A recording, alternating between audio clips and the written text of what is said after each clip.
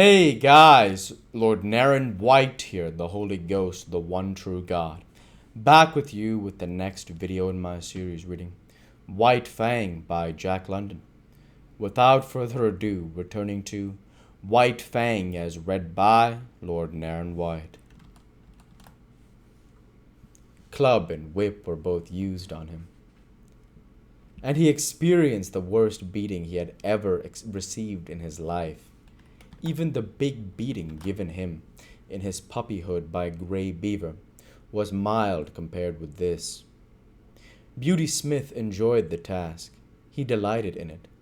He gloated over his victim, and his eyes flamed dully as he swung the whip or club and listened to White Fang's cries of pain and to his helpless bellows and snarls. For Beauty Smith was cruel in the way that cowards are cruel, cringing and snivelling himself before the blows or angry speech of a man. He revenged himself, in turn, upon creatures weaker than he. All life likes power, and Beauty Smith was no exception. Denied the expression of power amongst his own kind, he fell back upon the lesser creatures, and there vindicated the life that was in him. But Beauty Smith had not created himself, and no blame was to be attached to him. He had come into the world with a twisted body and a brute intelligence. This had constituted the clay of him, and it had not been kindly molded by the world. White Fang knew why he was being beaten. When Gray Beaver tied the thong around his neck and passed the end of the thong into Beauty Smith's keeping, White Fang knew that it was his God's will for him to go with Beauty Smith. And when Beauty Smith left him tied outside the fort, he knew that it was Beauty Smith's will that he should remain there. Therefore, he had disobeyed the will of both the gods and earned the consequent punishment. He had seen dogs change owners in the past, and he had seen the runaways beaten as he was being beaten.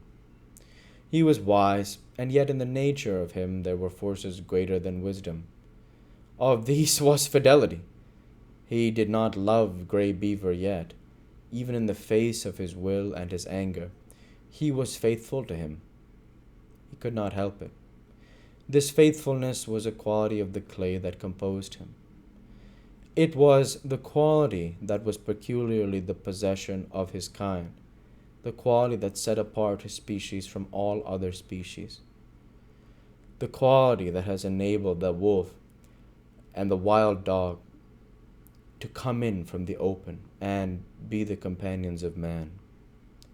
After the beating, White Fang was dragged back to the fort, but this time Beauty Smith left him tied with a stick. One does not give up a god easily, and so with White Fang, Gray Beaver was his own particular god, and in spite of Gray Beaver's will, White Fang still clung to him and would not give him up. Gray Beaver had betrayed and forsaken him, but that had no effect upon him.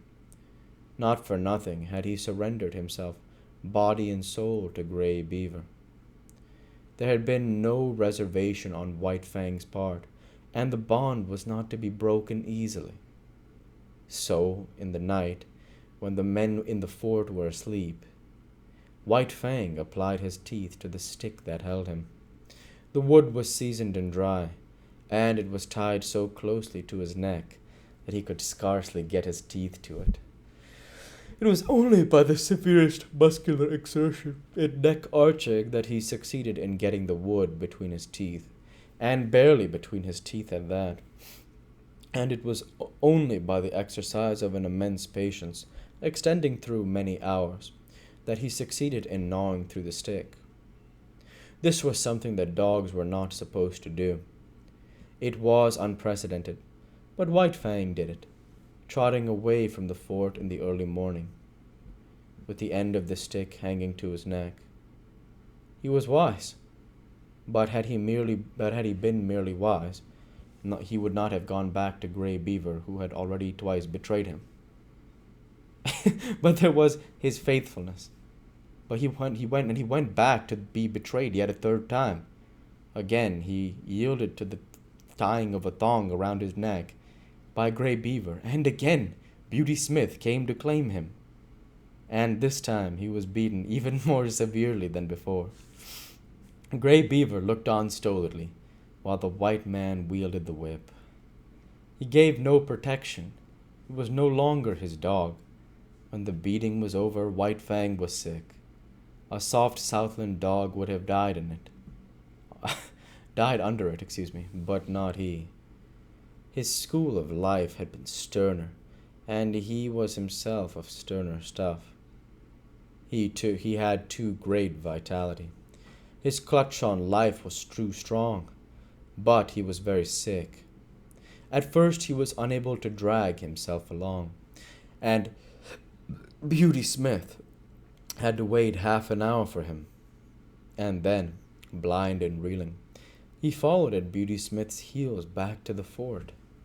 But now he was tied with a chain that defied his teeth, and he strove in vain, by lunging, to draw the staple from the timber into which it was driven. After a few days, sober and bankrupt, Grey Beaver departed up the Porcupine on his long journey to the Mackenzie. White Fang remained on the Yukon, the property of a man more than half mad and all brute. But what is a dog to know in its consciousness of madness? To White Fang, Beauty Smith was a veritable, if terrible, god. He was a mad god at best, but White Fang knew nothing of madness. He knew only that he must submit to the will of this new master, obey his every whim and fancy. Chapter 3. The Reign of Hate. Under the tutelage of the mad god, White Fang became a fiend. He was kept chained in a pen at the rear of the fort, and here Beauty Smith teased and irritated and drove him wild with petty torments. The man early discovered White Fang's susceptibility to laughter, and made it a point after painfully tricking him to laugh at him.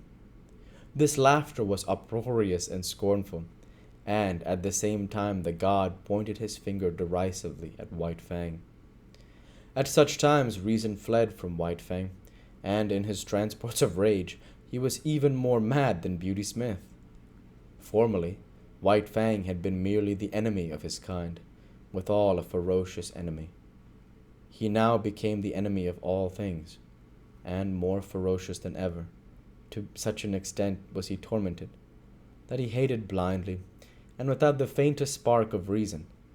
He hated the chain that bound him, the men who peered in at him through the slats of the pen, the dog that accompanied the men and that snarled malignantly at him in his helplessness. He hated the very wood of the pen that confined him, and, first, last, and most of all, he hated Beauty Smith.